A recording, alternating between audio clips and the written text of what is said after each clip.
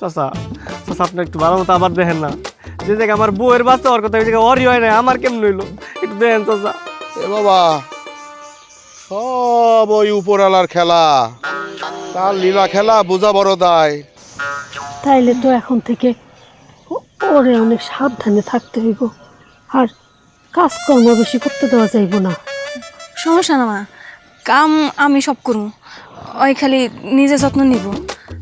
আমার তো অনেক খুশি লাগতেছে, আমার জামাই পোলা পাই নইব।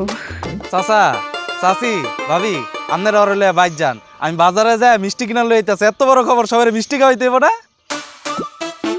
ভাই সাহেব, আরে কপাল, আমি বলে পৌঁছে গেছি, আমি মুখ এখন কেমনে দেখাবো এলাকায়।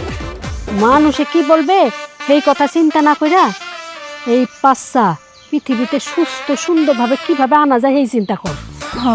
ভাবি কোনো চিন্তা করবেন না। ভাই, আমি তো সে গভীর জঙ্গলে গেছিলাম।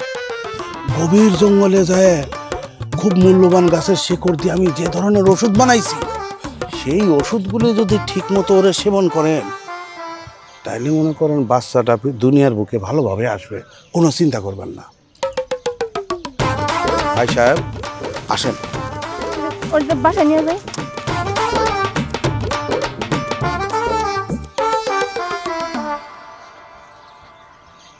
আরে ভাই, আঙ্গো মান্নানের পেটে বাচ্চা, দোয়া গেরো।